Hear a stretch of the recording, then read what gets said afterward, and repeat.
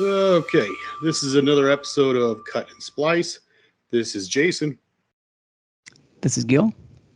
And this is Matt.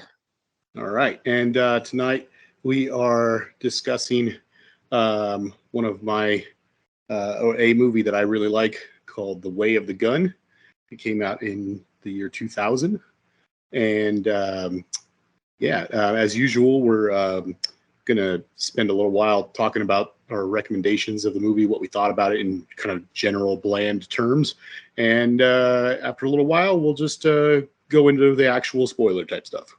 This is one of those movies I saw a long time ago that I kind of fell in love with, and then spent the next 2 decades trying to show it to people because I don't think very many people saw it.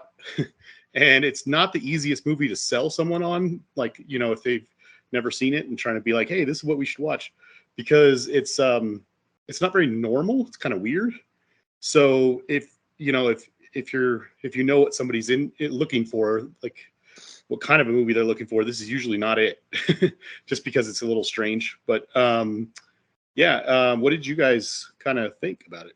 No, what's funny is like the poster looked familiar to me, and then I realized I think there was a poster of Layer Cake. That kind of looked like that. That had like a yellowish thing to it. It's got the same colors, yeah. Yeah, but in any case, that was just like because for some reason the name popped to me and the design of the poster, because those things can sometimes be memorable on marketing, but I the composition of the cast and stuff, like I was like, no, I have not heard of this movie or saw anything about it, because there's some memorable casting choices here. So I just found it interesting. But overall, like my quick review of it, I don't think I liked it very much. I think it's kind of like a mishmash of various things, which we can get into. But for some reason, even though there's some nice highlights as far as the performances, especially Benicio and James Caan, I felt like were the two biggies in the movie, like the ones that really shined in the movie. But other than that, it's I don't know why. It just by the end of the movie, like 20 minutes into the end, it was like, what the hell is going on? Like, why is this even a movie? And I think, and with further analysis, I'm sure with spoilers we'll get into it, but I totally understand what was attempted there, like what they were trying to go for. It's just that I maybe for some it would just fall flat, and for others, like we said, this is like a theme in our show, I think, ever since Tenet. It's if you like the first 30-40 minutes, if you're with it, then you'll enjoy the ride. You'll find something to like. But if the first 30-40 don't get you, then the rest of it is just torture. Yeah, and there's some torture there towards the end. Yeah, but we'll get into that. But yeah, and what about you, Matt? Before I get into like ratings and stuff. Well, first of all, Jason, I think if you wanted to really sell me on seeing the movie earlier, especially around 2000 when it came out, well, obviously this was before we met. I think you would just 10 years ago, let's say. Yeah, all right. Before Christopher McQuarrie directed his second movie. Yes. You would. I basically think you would just have to say the directorial debut of the guy who wrote The Usual Suspects, starring Benicio del Toro and Juliette Lewis, and James Caan, and I would have been all over it. Oh, don't get me wrong. I may have said that in a weird way. Yeah, I definitely know how to sell it in terms of its positive aspects. I guess what I was saying, and again, we can go into this more later, but just it's got some weird things about it that are kind of unusual. Like it's not, if I was talking to a friend of mine who really liked action movies, I could tell him that the end of this movie has an outstanding climactic gunfight at the end, which I love. But I mean, for somebody who's like, say, just throwing this out there, like someone who's like, looking for a Fast and the Furious movie or the Expendables or something like that. It's just like a lot of gunplay and a lot of action and whatever. The middle of this movie is like tons and tons of talking heads, and it's not like an action-packed movie. It's got weird pacing issues. It's got weird, like, anyway, I could get into that more later, but it's just a weird movie. I agree with that. And I think kind of, that's another thing though. The second you see that Juliette Lewis is in a movie, you kind of expect it to be weird at this point. Especially even back then, you expect it to be weird. But kind of like Ethan Hawke now. But I guess my broad impression that doesn't involve like any like nitpicks or spoilers or anything like that is that, I mean, okay, especially recently, I am a pretty big fan of Christopher McQuarrie, both as a writer and as a director. I'm glad that he took 12 years between this film and Jack Reacher. And it's also one of those things that just strikes me as, okay, this is the guy who wrote The Usual Suspects, and this is his directorial debut, and you're like, oh, okay, that makes sense. Because if you're the writer on The Usual Suspects and then you give it to a different director and, you're going through a whole team of people, they're going to kind of be able to rein in some of that, some of those writer instincts of, all the twists and all the turns and all that stuff that you're just trying to make really cool from a writer's standpoint and just kind of ground it a little bit more. Here, I think he just kind of unleashed everything that he wanted to do as a writer. That is, I had not thought about any of that, but I completely agree now that you bring it up, because that, in a weird sort of way, that kind of goes hand in hand with some of the stuff I was going to talk about. Yeah. But I mean, again, I'm definitely not gonna pan the movie. I'm just, I think that it fell a little short of like my expectations, like compared to like where you are and everything. Yeah. So rating wise, I guess, Jason, where do you place it? I really love this movie, for a lot of its positive things, but it definitely has its flaws for sure. I guess maybe like a like a very enthusiastic 6 or a very cautious 7, kind of. I'd probably put it at a 7. I'd put it at a 7. It's just it's got problems for sure. What about you, Matt? I guess I would say probably a 6.5. Yeah, I thought about it. I was like, oh yeah, I think I can go very low with this movie. But then I was starting to count, like, what can I give it points for? And I think I pretty much have to give it like 1 point each for Benicio and James Caan. Like, just those two performances I felt like were very solid. Yeah. And the fact that it wasn't messed up by the terrible plotting and the characterization it just shows that they're geniuses, that they're very good actors, but also that that Christopher McQuarrie was doing some stuff right. It wasn't all wrong, and I give it like maybe another point, possibly 2 for trying. Like I feel like there was an attempt there to do something interesting, like something that was more than like there was the whole code of The Way of the Gun. There was the understanding between Benicio and James Caan, the two best performances. Those two characters like had this understanding.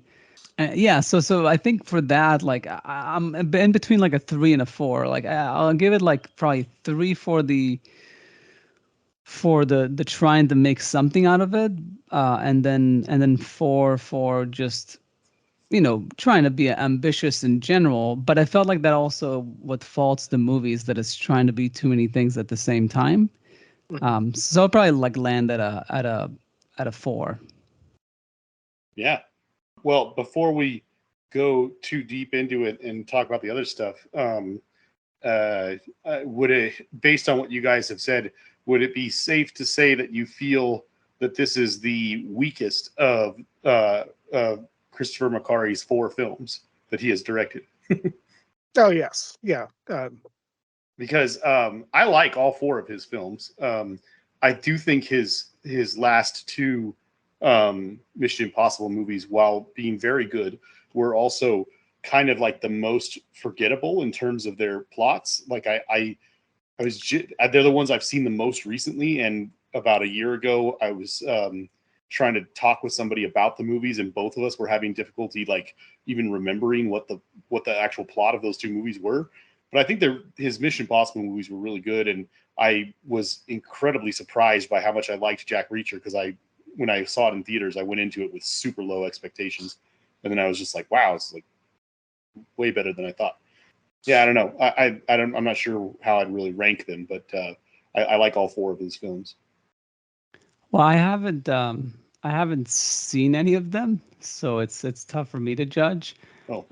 But I definitely see how coming off of like the Usual Suspects, not directly after, but there's this attempt to do this very grandiose, like epic crime movie, and it just doesn't, with a lot of characters. With a lot of characters, but it just doesn't have the same charm, the same handling of characterization. It's just not on par. Like it is actually a good example of like how, the same writer can miss by so much, just by, if anything, trying to do a similar thing, and but not with the same talent, not with the same person in the helm. But I have no doubt, even though I haven't seen the other ones, that he's gotten better. I mean, it's, he's gotten bigger and bigger movies, so I'm assuming that he got better. We don't usually talk about people's writing projects unless they're writer-directors, but I mean, I actually would agree with, I didn't think about this until Matt said it just a few minutes ago, but I would agree that what I see as the problems with this movie mostly stem from the directing and not the writing. Like, I think the screenplay is really good. Not that I've read it, but just based on what's being said on screen and everything. I think the script is pretty cool. And when I look at the movies he's written, I think it's interesting because it's kind of all over the place. He's written a ton of stuff for Tom Cruise, and it's kind of hit and miss. Yeah, actually, that's one thing that you've kind of got to wonder, especially with his directing credits. The only movie that he hasn't that he's directed that didn't have Tom Cruise in it was The Way of the Gun. And The Usual Suspects. Oh, you said directed. He didn't direct it. Yeah, he directed. But, I mean, you look at his writer credits, I mean, he wrote The Tourist, and that was a stinker, and, Jack the Giant Slayer was pretty bad. Yeah. The Mummy, I didn't see, but everyone said it was pretty bad. Yeah, Valkyrie. I mean, The Mummy had Tom Cruise in it, so I guess Tom Cruise couldn't save that from Alex Kurtzman. So, but yeah, Edge of Tomorrow is. I like that. I haven't seen it, but I need to see it. But I've heard it's pretty good. It's pretty good. Really good.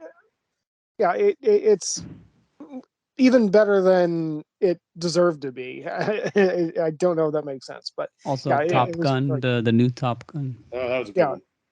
Yeah, I mean, although I would say it was good, but I don't think it was good because it had some sort of like bulletproof script or anything like that. It was just it was a good script, and it was made by a good director, and all the moving parts worked very well in that movie. Yeah. Who directed that one? It's that guy who did. Hold on, I'll click on it right now. Joseph Kosinski? Yeah, he did that one war movie and Oblivion. And Tron, which again, Tron is, to give this guy some leniency. Tron was a movie that had a lot of good ideas and was more or less dragged down by its script, not so much by its directing. But that's my little take on that. Yeah, he hasn't done much. It's like music videos and some short films. He's probably wants to. I know with Oblivion and stuff, because he kind of came out of nowhere with Oblivion, and I think he was kind of like it's one of those like younger people that come in and just want to be cautious about their decisions, so they don't just make like one stinker after another. And lose their way, so he kind of waits for the right project or something. Mm. I don't know. It's I've heard good things about Only the Brave. I've never seen it though. Yeah, I still haven't seen that one, and I should be ashamed. But ashamed. no. Shame. Yeah. Shame. But Boo! Boo!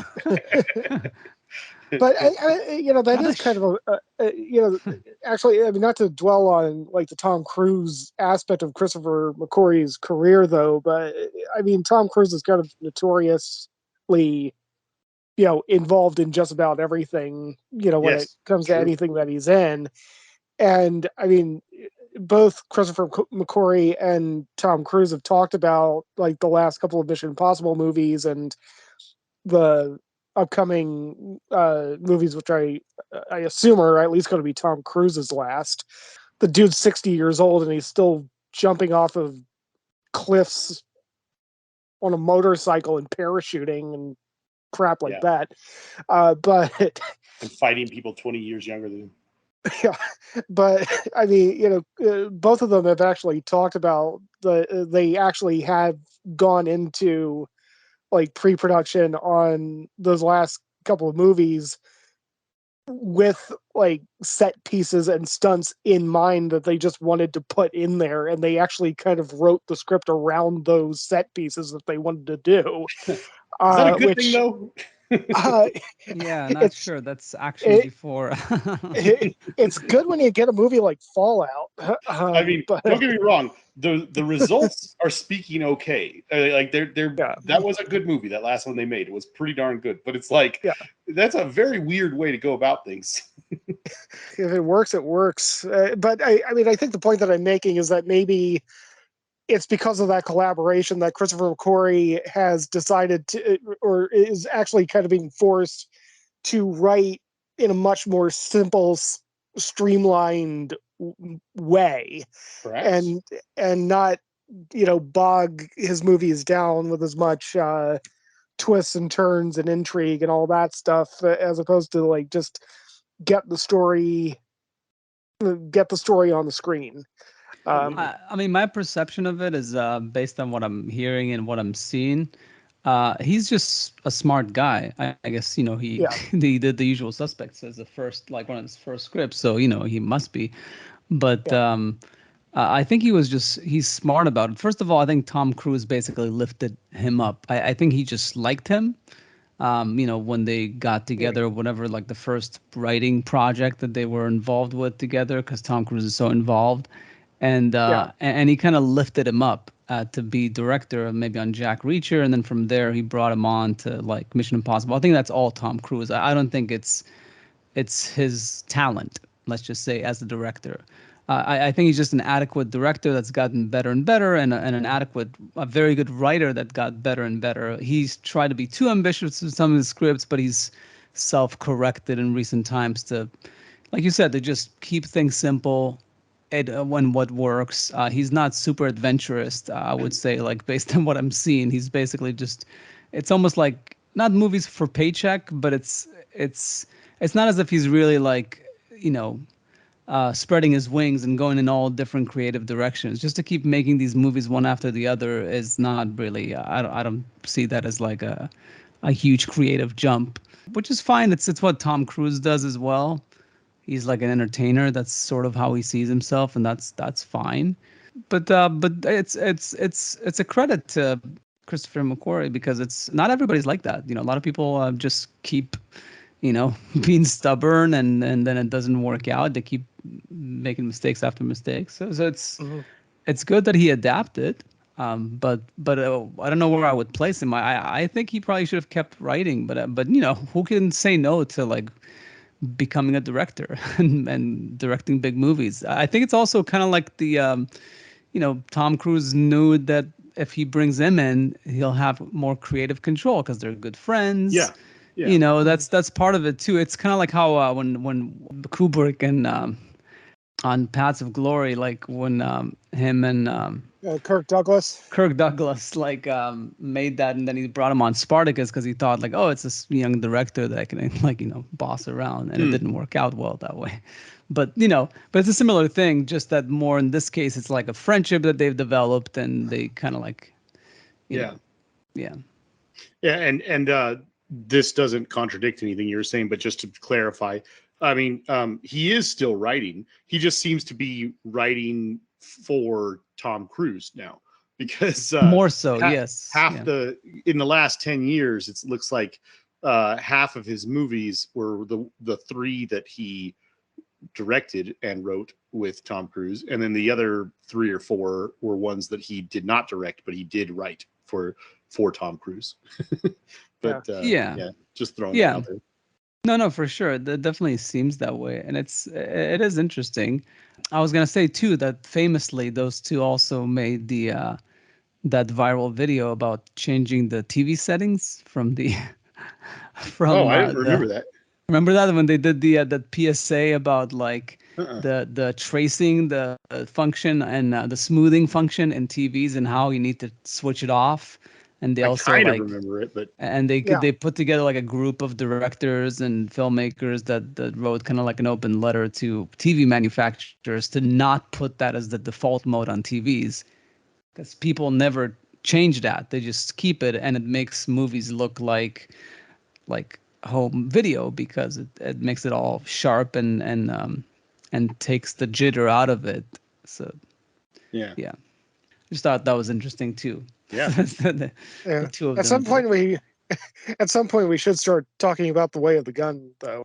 Yeah. No, I agree. I guess we can go into spoilers. It's something I can cut this whole part if the it's interesting. I mean, it's interesting. I hope so.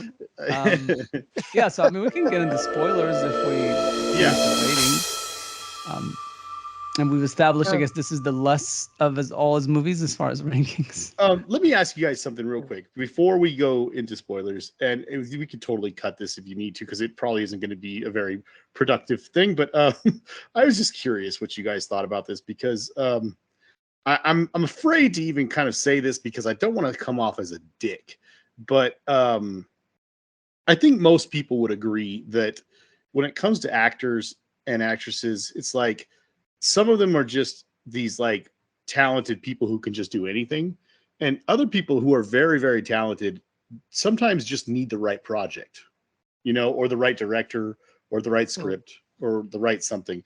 And because of that, due to, I wouldn't say no fault of their own, but certainly not due to their lack of talent, some very talented people sometimes end up with kind of like a hit and miss kind of career. Yeah. That's how I feel about Juliette Lewis. I don't know how you guys feel about her. I think she's really talented, but she has some like stinkers that are like kind of weird, like strange performances that I wonder what the heck happened, And I don't know about you guys, but because of this movie, I thought to myself, I was like, well, what do I think about her performance in this? Because I don't think she's the best thing in this. I think she's one of the weaker things in this, but I've seen worse from her for sure. And I looked at her filmography, and I have seen about 14 or 15 of her movies, and several of them, like Enough and Cape Fear and stuff like that, I couldn't even remember that she was in. So like I kind of just left those off the side. But out of like the 10 to 12 that I've seen that I remembered her in, I thought that like Old School and Natural Born Killers and Strange Days were like at the top, kind of like best performances of hers. And at the very bottom was like things like Catch and Release and the voice acting that she did in Armitage of the Third, Part 2. And, then there was a few other ones above that, but then like kind of right around the middle is right around where I put like From Dusk Till Dawn, The Way of the Gun, Romeo's Bleeding, and stuff like that. But I don't know about you guys. It's just, I had this weird thing where I was like, I wanted to ask you guys what you thought about that, and just not just about her, but in general. And then also just what you thought of her performance, particularly in this movie, because to me it was like right around the middle. Juliette Lewis is in the top 5 actresses that I want to work with before I die. Oh, I would love to work with her. Yeah. I mean, she's made some crap movies, but I've never seen a performance of hers where I didn't think like this chick is bringing it. I mean, let me show you that anime. No, I'm just kidding. Okay, That's mean. but I mean, I think that she is consistently strong. Okay. The issue, okay, all right, this might be one of the areas where I might be coming off as the dick. She's not like Scarlett Johansson hot or anything. You know, she's not like she's never been like the it girl. I mean, I think that she's. I mean, especially like, you know, you take away the murdering psychopath element of her in Natural Born Killers. I think she was sexy as hell. But you know, she's. You know, but I mean, I think that she's one of the greatest actresses that we've ever had. She's just because she's just kind of, you know, she's never been like a Jennifer Connelly or, you know, a Julia Roberts kind of movie star presentation. That and I never thought much of Julia Roberts as an actor either. You know, I get what you're saying, but you know, she. The thing is, Juliette Lewis kind of hit her spark during an era when the movie star was still a big thing. And, you know, like, you know, you could be kind of like a Julia Roberts and, you know, not really be that strong of an actor, but just be, you know, the it girl, and you're going to get a lot of roles. And Juliette Lewis was never that. So she, I think her career has mostly been her taking those really ballsy, edgy, independent films, and then every so often, you know, taking, you know, flashing up into one of those more mainstream like comedy films where, like, yeah, they're right. So I mean, yeah, I think that's kind of the story of her career is, so far as I could see it. And if there were just more outlets for somebody like her with her talent, I think that she, I still, well, I mean, she's still around. I mean, she could, you know, act for another like what 30, 40 years, and, you know, end up going down as like an American version of Helen Mirren or Judi Dench, as far as I could tell. But, you know, it's just going to depend on, you know, where her career goes. But yeah, I think that's very high praise. I mean, I think. Were you gonna say something, Jason? No, I want to hear what you have to say. Okay, yeah, no, I think that she's unique. You know, kind of like in the same way that like Winona Ryder is, or maybe what's her face, Wednesday Addams, Christina Ricci. Christina Ricci. Like they're the type of girls that have a unique look and this physique to them. They're very frail. It's good for them to play like frail characters, like flawed characters, and that's a niche that you can definitely find. If you cast them well, to me, like they're sort of like the female version of, not really, because he's kind of like a good looking like stud and stuff, like in the classic way, but like Ryan Gosling, I feel like is very specific type of dude. He's not a Brad Pitt, he's not a DiCaprio, and he's not a Jake Gyllenhaal. He's kind of like got this acting style, this aloof acting style, almost like not interested in being movies acting style. But people, and maybe this is like a sexist thing, but people find roles for him that really, really work. Like all these roles, male roles of people that are like disconnected, whether it's like Blade Runner 2049, where he's a robot, disconnected, or like, you know, was Lars and the Real Girl or something? Drive. You know, where he's like, you know, Drive, very aloof, doesn't say anything. You know, what the hell is he playing now? Ken in the Barbie thing, very aloof dude. Even in, I think he was slightly miscast a little bit in La La Land, but he somehow managed to pull that off. The character, I guess, worked. He's got such great chemistry with Emma Stone. Yeah, exactly. And being aloof for that character was okay because he was kind of like whatever dude kind of guy, musician. So it kind of worked. In any case, but somehow he's managed to put a career together from that one mode of being. Essentially, I don't recall seeing any other acting decision from him apart from that. Like it's variations on the same theme. And I feel like those other actresses, Christina Ricci maybe can like stretch herself a bit more, but I feel And like she's these, gorgeous. yeah, and I feel like they it's the same kind of niche. Like Juliette Lewis really works for that frail, slightly psychotic, you know, um, unstable woman. And you The would think cheating it's wife supposed that's having the gangbang while you're at work. yeah. So and it's supposed to work for this movie when you think about what the character is, True. Yeah. but it doesn't fully work for me. And this movie, I think maybe she just goes a bit too big. Like if That's it what was I feel like she's good, but she goes a little too big in this movie. yeah, but as far as like choosing her, the poor woman that needed the I think the money. casting was good. Yeah. Yeah, the casting was good, but somehow again, that's just script and character and good directing, like Yeah. characterization. And maybe that's the one thing that could be discussed about this movie. It kind of separates the what's the word, the cream from the from the Yeah. whatnot. But in any case, like the I don't know what the saying is. I know what you're saying. Yeah. Yeah, like it's because people like Gary Oldman, like you see how Benicio and I'll say James Caan is a great actor, but he's got some Unfortunately, bad. was.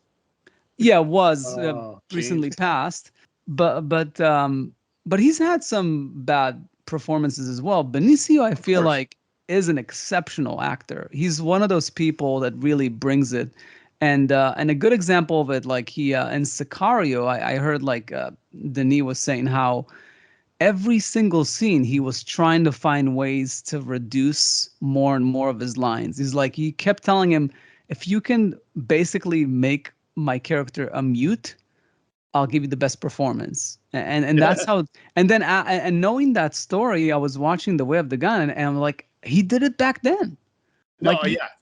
you Yeah, totally see him taking out lines that probably were there, absolutely. but he probably told Christopher McQuarrie, like, can I just show it instead of saying it?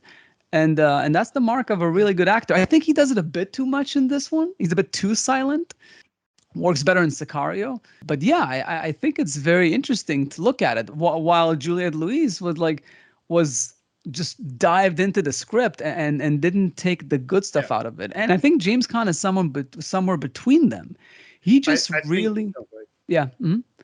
it would be interesting to see this script done by somebody like Denny or somebody like because you just mentioned the Sicario, but or like Bryan Singer, even he worked so well with his Usual Suspect script.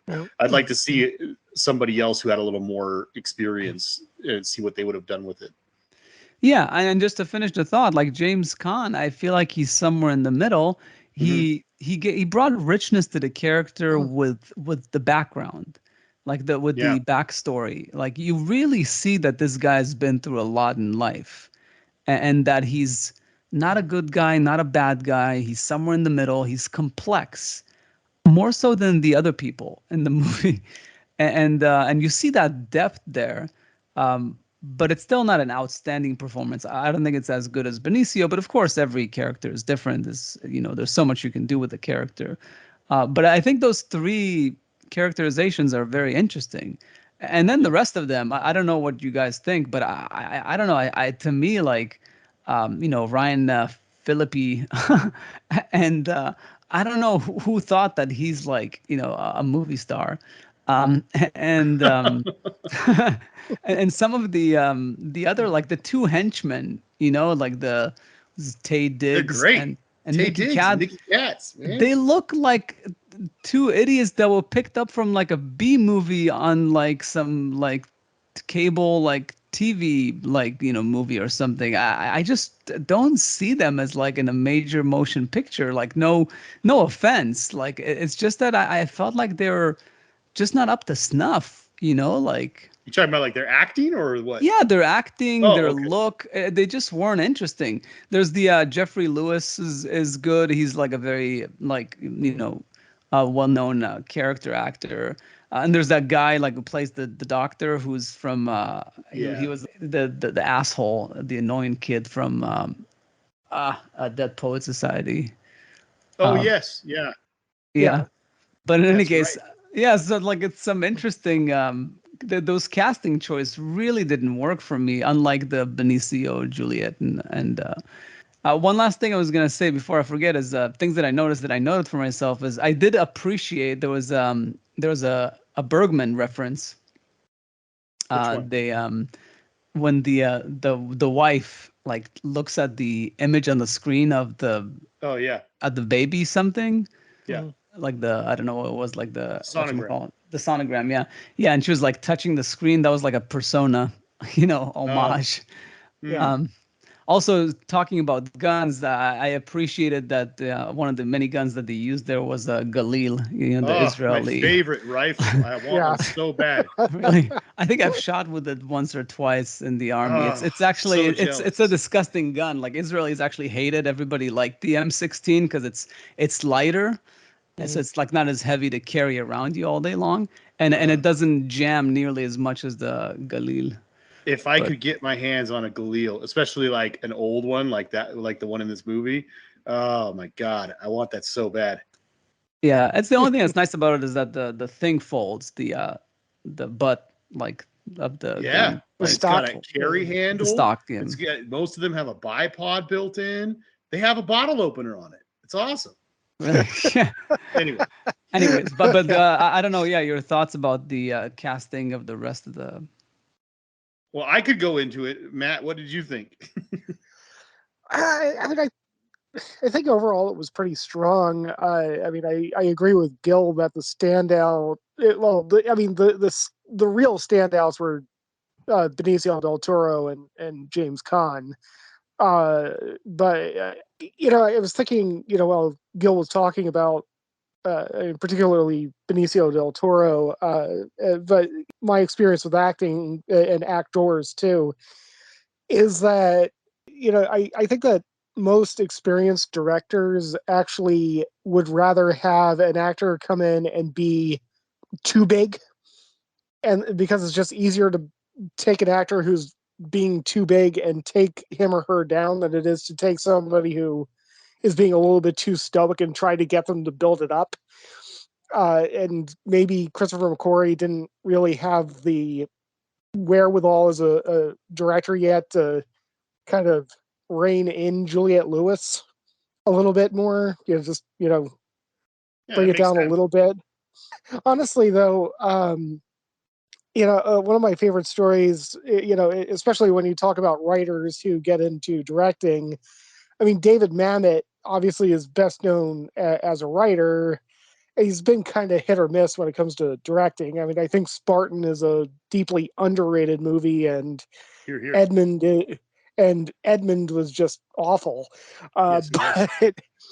But but I mean, like William H. Macy was talking about, working one of those several times with David Mamet, and talking about how he's like staying up all night punching all this David Mamet dialogue into his brain, because if you've ever read David Mamet's dialogue, you don't ad lib that shit. I mean, it's like ad libbing Shakespeare. You don't do it.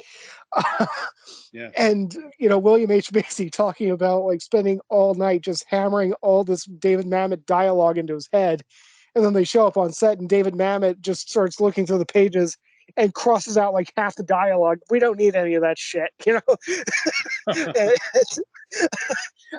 and I mean, I think that that's also a sign of an experienced director, is to actually do that to himself. What Benicio del Toro apparently was doing with Denny, like, okay, let's strip down the dialogue to the bare minimum. Yeah, it's like a good example of that illustrated is that scene in Birdman, where they're Yeah. it's the writer and the actor talking, and it's Ed Norton, and he's telling him like, you're saying the same thing 3 times in a row here. Why don't we just do it this way? And like suddenly it just works. Yeah. Yeah. Well, there's also Richard Gere was saying how like on Days of Heaven, he was almost frustrated, like saying it, but he was there was an actual script with words for this movie. It's just it's just that like we even talked them on set, but then like in the edit, like 90% of the words were cut essentially. I don't know if they filmed it or if they cut it on the day like David Mamet, but basically it sounded like that his perception of the movie was way more normal than it ended up being. Like it was actually way more traditional on set than it was in the edit. So that is interesting. I think probably in later movies, Terrence Malick just scripted things that way, but maybe in Days of Heaven, he was like, I'm gonna shoot this normally for safety, and I'm gonna really try to fuck it up, and then it went pretty well. It's like one of his best movies. So. Yeah, I mean, apparently, Irreversible, which I would not recommend to anybody who wants to sleep at night for the next week afterward. Which it's just a horrifying movie. Just don't watch anything by Jasper. Just don't watch anything by Jasper now. But apparently, they went into production on that with like a 7-page treatment, and all the dialogue was just ad-libbed. That kind of makes sense for that movie. Well, let me try and explain what I do like about this movie, and you guys can tell me what you think. Like I was saying before, I mean, it's a kind of a weird movie in the way that it was made, but I don't know. It's like, it's a kidnapping ransom kind of movie, which is pretty simple, of course, but as a concept. But I don't know. I like this movie because it's like there's really only about 9 characters in it, which I guess is a lot for a movie, but still. And then all of them are really bad people, like for the most part. Even in the beginning, when as Brian Phillippe's like narrating, like he kind of warns you, the audience, that like these 2 characters are not heroes. They're not even anti-heroes, really. They're just kind of like criminals. They're like bad people, and they're criminals with practically nothing to lose. They have no interest in a normal lifestyle. They have no interest in reforming or anything like that. They have a firm belief that for some reason they deserve to be rich and have some sort of fortune that they can live off of and live an easy life, and which is probably deranged, but that's what they think, at least. And as long as they can manage to get that, that's all that they really care about. And the only reason we kind of root for them, or at least sort of root for them anyway, I don't know if it does root for them, but aside from the fact that it's being told from their point of view, they they're at least a little bit better than most of the people around them or that are against them. I mean, they're only better because we see the moments between them, the intimate stuff. But like from an outside point of view, they're just as bad as everybody else. But I mean, the 2 bodyguard guys that are up against them for most of the movie are like these strange, ultra competitive people. This group of guys that are like demonstratively bad. They don't care anything for the mother or the baby that they're tasked with protecting. And she says to them, they only care about winning, like at any cost, basically. And then later on in the movie, we find out they are also motivated by money because they want to betray everybody and take a bunch of money that's not theirs. But I mean, it really definitely doesn't make them better than the 2 leads for sure. And the rich people that are, that they stole the baby from, that are supposedly the parents of the baby are like, they're pretty much portrayed as like scum of the earth, terrible crime boss type people. The wife is like a trophy wife of a person like that, and they go out of their way to show how bad she is, and how manipulative she is, and how she's not even loyal to her husband either. So it's like and then while James Caan comes off as a very nice guy, through his conversations with Benicio del Toro, you can see, I mean, they call him a bag man in their little weird lingo of this movie, and they say that kind of person can never be trusted. Benicio says he used to be the same kind of person, and that he definitely doesn't trust him at all. And by the end of the movie, you see that James Caan, while he's a pretty nice guy, he definitely like got a bunch of people together that he, at least maybe he didn't trust them, but he certainly trusted their skills and got them all killed. It's like, and he doesn't seem all that bothered by it at all. Really the only two good, kind, moral people in the movie are kind of virtuous people are Robin, the girl with the pregnant girl, Juliette Lewis, and the doctor. And by the end of the movie, you find out that even they are like dishonest and secretive, and they're like trying to scam out the other people out of their money and stuff like that. So it's like, it's interesting that they're not trying to make any of these people really particularly good. It's just a big cast of people who all have different motivations. And, kind of like what the line in the movie that James Caan says when he's talking to the doctor, he says something about the doctor flippantly says something to him about, oh, you're going to do all this for money. And he says, $15 million isn't money. He says, what you go to the store with is money. $15 million is like, that's a motive that anybody, for anybody to do anything, kind of thing. So they're all after the money for the most part. And they kind of go out of their way to show that none of these people are particularly better than any of the others. I guess you could say that Juliette Lewis and the doctor are a little bit more victims, but not by much. No, I think James Caan is the least questionable character, even though he's like an underground fixer. He is just a fixer. Like I'm sure sometimes killed many people in his. Yeah, exactly. So that's why he's still a bad guy, but he's sort of like, much like the other guy, like Ryan and Benicio like characters. He has a code. He's not out to kill people for the wrong reasons. He kills people like when it's an issue, and they're often bad guys. They're not innocent people for the most part. And when he comes across this situation that has some mildly innocent people, like gun people that got mixed up with the wrong people, or the Robin character he doesn't know that it's like not the kid of he thinks that she is innocent and just was kidnapped. So he's trying to help everybody involved, and he does let her go in the end, right? He lets her have the baby or so. I don't know. So in the end, it was like a little bit of a what's going to happen. Oh, you might have missed the reveal at the end. Yeah, I mean, he I did see that the wife got pregnant in the end, which was really stupid. That. Yeah, there's that. That was really dumb. I don't know what I really don't know what they were going for there. Yeah, but there's also like I'm not going to defend that. Yeah, but what's there was something else about the. Okay, so just I don't want to sound like I'm this guy who got all of this or whatever. I love the gunfight at the end of this movie so much that I've probably watched this at least a dozen times. But one of the things I love about this movie is the subtlety in the performances, and not all of it works. I'll go right out and say that, but especially Benicio, his stuff was really good. But there's so many little things in the performances, particularly between Ryan Phillippe and Benicio, between Benicio and James Caan, and between a little bit too between the Nicky Katz and Taye Diggs also.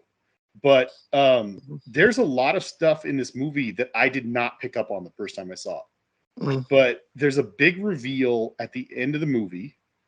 In case you didn't hear it earlier, spoiler alert. But in the scene where James Caan is talking at the bar with him, he gives him advice. He says, you got to get out of this business. He tells Benicio, he says, like, you're going to get to my age at some point, and you're going to realize you kept telling yourself you were going to put money away, blah, blah, blah, but you never did.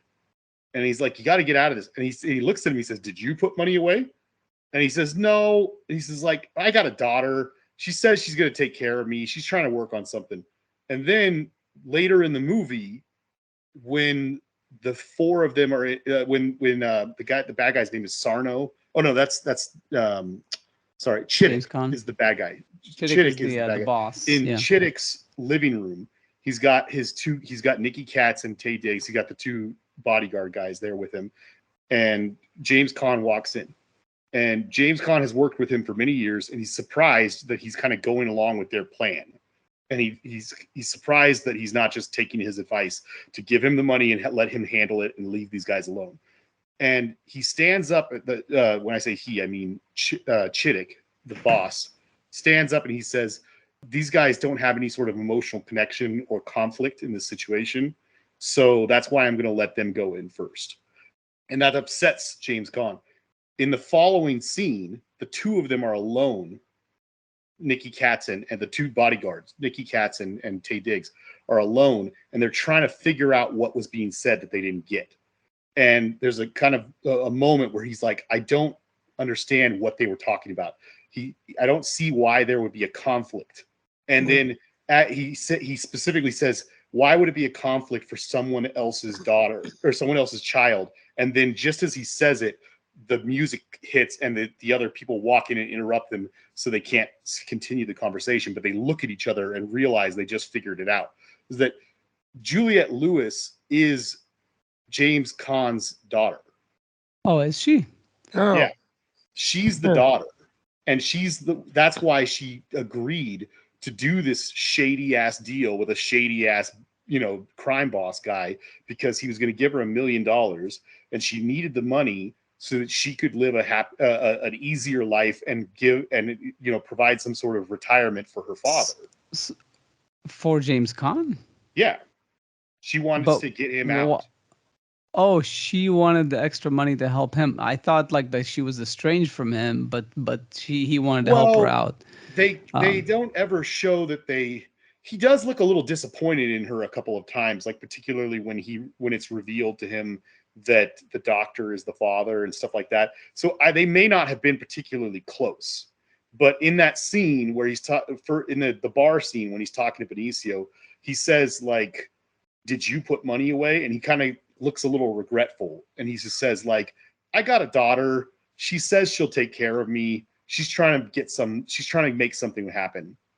And that's why at the end, when the two guys flip over on their backs, they're all shot up and whatever, and he says, "Let her keep the baby."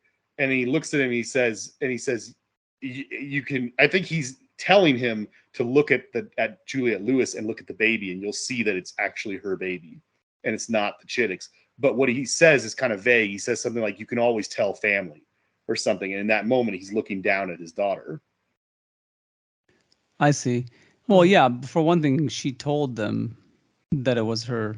Yeah. Oh no, they knew it was her baby. I don't think they knew. But about the family thing, the line about the family is, you're saying that's when they recognize that she's his daughter. That's when the two bodyguards recognized it. So the bodyguards, like Taye and Nicky? Yeah, they're sitting outside the house just after the conversation in the dining or in the living room, and they're trying to figure out what the hell was being said between the two old men that they didn't get, and that's when they figure it out. Oh, I see.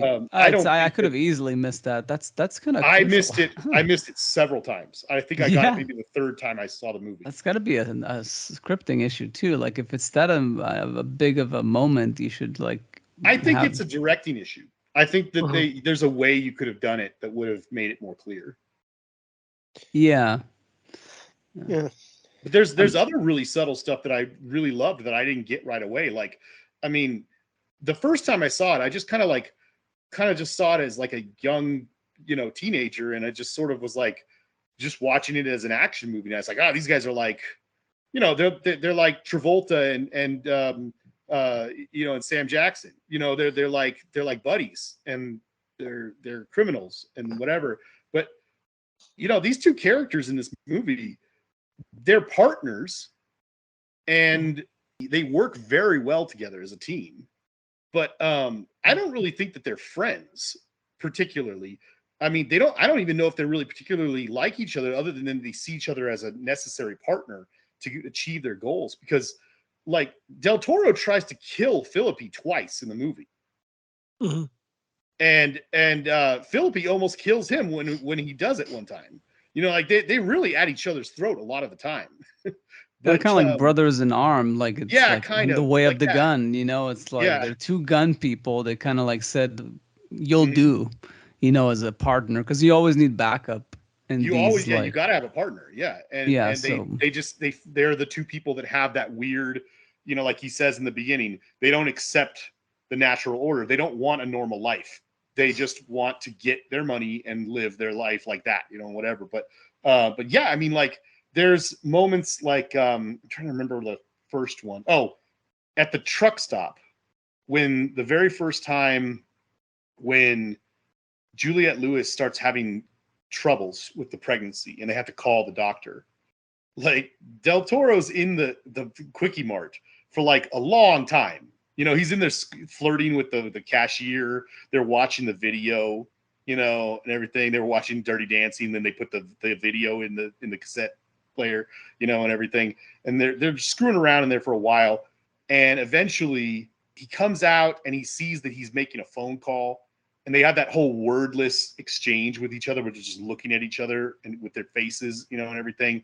And you can see that he's kind of upset that he did something without telling him, but it was an important moment and whatever. The doctor shows up, and I didn't catch this right away, but Benicio del Toro grabs it, like, frisks him, then grabs his doctor's bag. And as they're walking towards the van, he opens the bag up, looks inside, and starts shaking it and, like, looking around. And then he closes the bag. When they get in the van, the doctor starts examining Juliette Lewis. And Benicio del Toro puts the bag right there in front of him to let him have all his bag of stuff. And there's a moment where Ryan Phillippe looks at the bag, looks at the doctor, looks over at Benicio del Toro, and is kind of confused about this series of events that just happened. And then as the doctor reaches into the bag, Ryan Phillippe violently grabs his gun and pistol whips the doctor, and then reaches in and finds a small PPK, like a small pistol that clearly Benicio del Toro saw and left in there in the hopes that the doctor would try to kill his partner.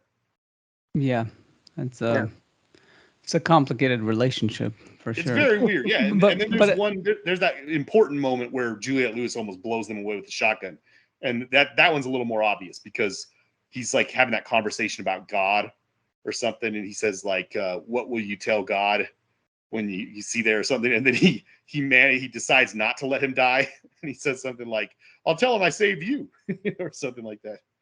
Yeah, it's a bit of like daredeviling there with the, like, he's just toying with his life, but still, yeah. He's like, if I can manage to let somebody else kill him, I won't feel bad about it. Yeah, it's very weird. It's interesting, but it's weird. One thing I need you to respond to, but first I'll say another thing is the Sarah Silverman in the beginning, the whole cursing and stuff. What's funny? I haven't seen Jack Reacher, but I saw a clip pop up on Facebook amusingly just this week after watching this movie, or last week. And I think he repeated the same scene. Like in Jack Reacher, there's a scene where like a couple of dudes are bothering him and they go outside to have a fight outside of the bar. And in this movie, it's a similar thing. Just there's a girl involved. I think there's a girl involved in Jack Reacher too, possibly. There is definitely a girl involved in Jack. Yeah, Reacher. it's basically the same scene. I would say it's the same because that is based off of like one of an actual child books or whatever. Yeah. And in the no spoilers for Jack Reacher if anybody hasn't seen it, but it's not a huge spoiler. But like most of the Jack Reacher stories, it's a story where he shows up in a town and finds out there's a bunch of shit going on and it's like a mystery to solve, kind of basic sort of thing. And in that movie, somebody has paid a waitress to flirt with him in the hopes that he'll make a move, giving like four different guys there an excuse to go beat the crap out of him and possibly kill him in the parking lot. So it's like it's all a setup. In that one, she's being overly flirtatious in the hopes that they can beat the crap out of him in the parking lot, and he sees right through the whole thing and just goes outside because he knows he can defeat them. He's going through the motions of the whatever's being set up for him, and maybe that's part of the plot in the book, so it's not. But it does seem like a very similar scene. Yeah. But in any case, I thought that was interesting because it's the same writer. It is, director. Yeah. But the other thing, as far as responding to because you keep talking about the gunfight in the end and how tremendous it is. don't you feel like the moment they completely lost me is when he jumps into the fountain and onto the glass. I was just like, it was like comedic. He's like jumping in. Ah! It was Okay, just so so weird. And then like the it's gory pulling out the glass. I'm like, that was okay, so okay. unnecessary. So it's comedic in the moment, except that I'm confused. And then the moment I'm just talking for myself here, the moment he's down there and I see what happened to him, I don't know about you, that was one of the most visceral scenes I've ever seen. Aside from maybe Bruce Willis pulling shards of glass out of his feet in Die Hard, But it's that's one of unnecessary. In Die Hard, it was actually appropriate. Like in Die Hard, I remember that. And it's kind of like also in Rambo when he pulls the thing out of his. Those scenes are good, but here it's completely out of place. It's not necessary. It's like Blade Runner jumping through 4 like panels of glass instead of just one. It's just so overkill. There's guns, there's like bullets flying everywhere. We don't need shards of glass and gore in the middle of all this. Like it's just not necessary. I thought it was awesome. But okay, I don't know. Yeah, but I don't know. It was so out of place. Were you gonna say something, Matt? I think I'm more on Jason's side here in that I think it was actually a nice touch in that, most gunfight sequences that you have in movies, they don't really put in there like those moments where a character just out of the heat of being in the middle of this gunfight just makes a really stupid decision and injures himself in the process. And I actually think that was a nice touch. He jumps through the glass. He has to pull the glass out. That's a really visceral, awful, moment. And I think that that's something that probably happens a lot in real life gunfights where somebody's, you're outnumbered, you're spraying bullets, your focus is just on not getting shot, and then you make a decision and you actually end up injuring yourself. I mean, that just rang true to me. Yeah, I can buy that. Yeah, go ahead, Jason. Oh, I was just gonna say, because he said rang true to him. I was gonna say, like, just throwing this out there. Aside from it just being really big, like a big gunfight, I really love the end of that movie because of I think The Way of the Gun is a movie that someone could watch if they were really, really into the technical aspects of, like, of guns and how a shootout would happen, everything like that. Now, I'm sure there's people out there who are like actually, actual operators out there that know their stuff and probably point or like pick out really bad things, like that were not accurate or something like that here and there. But there's a lot of really cool stuff in the movie. There's moments, the way that the two guys cover each other and the way they move, the way they communicate in the middle of a gunfight and stuff like that. And I really like a lot of it. There's the backing up in the hospital or something, or that part that was good. Yeah, that and there's moments where like Benicio del Toro does a one-handed check. Sometimes people call it a brass check, but it's like he's pulling the slide on his pistol back just enough to make sure that he actually still had some ammo in there without having to actually like pull the magazine out, because at that point in time he'd already been shot in the arm. So he's like doing all of it one-handed, and I don't know, it's just a lot of really good stuff, a lot of attention to detail, I feel, when it comes to that last big fight. Yeah, no, I think that's what the movie was going for, and I gave it a point for it, is that it did try to own up to its name and had some sophistication in the methods, the weaponry, and he had the moment where he was doing the sniper thing from the hill. Yeah. But I feel like overall the movie was trying to do too many things. It's also a kidnapping story. It's also this involved with these other people that like are sort of like mob people, or at least like shady, like white crime, like a white collar crime type of stuff. I don't know. It felt like there's too much in it. Like if you dropped like either a couple of characters or and then the doctor is the son of the old guy, and then the Robin is the daughter of James Caan. There's too much like family trees here. It's all like a bit too much when you're really trying to like maybe tell a story about people who use guns a lot. That's it should have like been a plotting device that would have been just simpler while showing all those things. But going back to the shards of glass and everything, I kind of would buy that as in like showing how he had it coming. The whole thing of like, people who are bad people and kill people, like they have their comeuppance in a way. And also this movie repeats what a lot of these movies with a lot of bad people are, is that they're all like the Benicio Philippi, the thing like that the almost kills him, like because they're not honorable people. They're all like they kind of deserve each other, in all these crime movies. There's like they're all bad people, so obviously they can't trust one another. They it's very rare that you have like the James Caan character that's honorable and can be trusted to some degree, as long as you don't backstab him or something. Like he's the standout for me in the bunch. But there's all these things going on, and I felt like if they had just picked like 2 out of the 4, then maybe it would have been a more focused, successful movie. Yeah. But yeah, like we said, like anything else, it's just the way you feel about it as you're watching it, and it didn't click for me. But another movie with very similar mechanisms and slightly different characterizations might have worked. I don't know. Or maybe in the hands of a masterful director. Yeah, like exactly like it's what was that movie? I keep going back to it.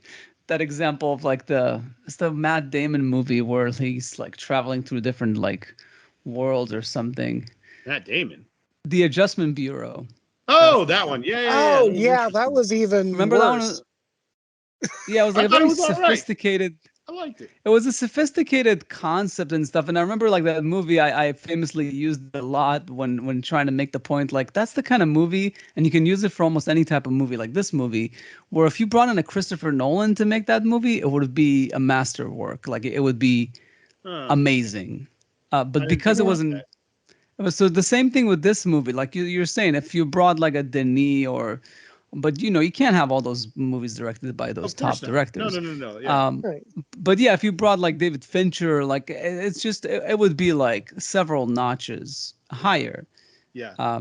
Yeah. So that's a good. I liked what's the one you just Adjustment Bureau. I just thought for all of its interestingness, and maybe this is kind of like what you were talking about. I really liked it, but by the very end of the movie, I was just like, oh, and it all kind of boiled down to just like, oh, it's a nice love story. Yeah, sort of like Inception. That's the problem with it. That's why it should have been a Christopher Nolan movie. It would have like paired well with Inception. It was even done not too far removed from it. Yeah. Yeah. Well, at least the Adjustment Bureau looked pretty good. I think it was shot by John Toll, right? I'm But not sure. The Way of the Gun was shot by Dick Pope, who has done some really great work since. Yeah, but it's not great, right? Like, there was some nice moments. I like that. I like when he did The Matrix, like not like that was Bill Pope. Oh, Bill Pope. Never mind. So that's a different Pope. No, Dick Pope is Dick Pope is like Mr. Turner and The Illusionist, and was Mr. Turner good? I wanted to see that. It looked really good. So I'm surprised because those are good looking movies. I'm surprised that like this was pretty bad. Like the lighting on this, I felt like it was very generic. Like still my favorite Dick Pope moment ever was when he was being announced for his nomination for Mr. Turner, and the person announcing his nomination called him Dick Poop. And and his response after the fact was, "Oh, I've been called worse." Oh my god! It's funny. I saw a school bus today on the road that was kind of like dirty, and somebody wrote like something like like on the dust, like they kind of wrote like something, blah blah blah are the best, and then somebody below it like was trying to like respond to it, and they write blah blah blah losers. Like they spelled it LOOSER, losers instead of losers. And I was like, that's so appropriate on a school bus. That just shows the state of like public education in this country. Yeah. I don't fault them. I'm sure at their age I would have made that mistake, but still, I found it very appropriate on a school bus to see him misspell like that.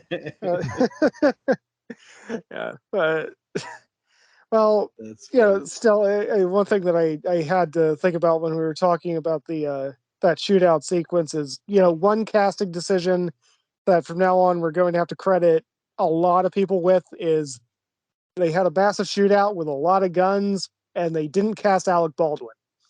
Well, yeah. Yeah, that's that. Yeah, at least got to give him props for that. The shootout scene you were talking about at the motel where he's doing the sniping. I really like that they accurately depicted with the sound design. When they look up at him and they see him firing from when it's Taye Diggs' point of view and he's at the car looking up, you see him firing, and it's like a good second and a half later before you can hear the sound of the rifle. Yeah. And then of course when it cuts to the other side and they're up there, it's in sync with when he's firing the gun and stuff like that. I thought that was really nice. Oh, the sound. Yeah, there's a lot of movies that don't get that right. Like a perfect example is like a very good movie. Of course, I'm not trying to fault the movie too much, but the Tom Selleck movie, Quigley Down Under. There's a lot of scenes where he's got a rifle and he's shooting people from long distance, and in almost all of those scenes, when they show what he's hitting, what he's shooting at from a long distance, they're just showing, they're depicting it where like the rifle, you can hear the sound and the person gets shot instantly, it's kind of thing. Whereas like at great distances, the sound travels so much slower than light. So you can see someone shooting at you way before you can hear them. Yeah. Also, they showed the delay between when the bullet is released to when it hits. Yeah. That like he shoots the bullet, but the impact is not felt until like a few seconds later because the bullet travels. Yeah, so it's like touches like that. But at the same time, I felt like it wasn't as precise as it could have been. True. Like, it could have been even more precise. Like to really delve deep into like, if you're going to make a movie about the way of the gun, make a movie about the way of the gun. Yeah. Like take a lot of the noise out and really make it about that. You need a very thin, we've talked about with other movies like Tenet and other ones where like maybe sometimes it's good to have a very, very thin plot. Maybe not Tenet was like the characterization of the character, but like in some movies, like I think we've discussed how like the less that's going on, the more you can focus about like strip down to like the essentials. Like Ex Machina. Yeah, in a way, maybe that's what it's just about what it's about. Like focusing, exactly. And we mentioned when we talked about Blade Runner that maybe it's not as subtle as maybe taking the Blade Runner approach. But it's just it really delves much deeper than Blade Runner because it's focusing on that one thing. And there's not one way to make a movie. It's just that it's a different experience. And I wonder if like there is a movie out there that's very similar to The Way of the Gun, at least with the approach to the gun part. Yeah. So I don't know. And I wonder if like, and if gun enthusiasts like just jack off to one of those movies, every once in a while.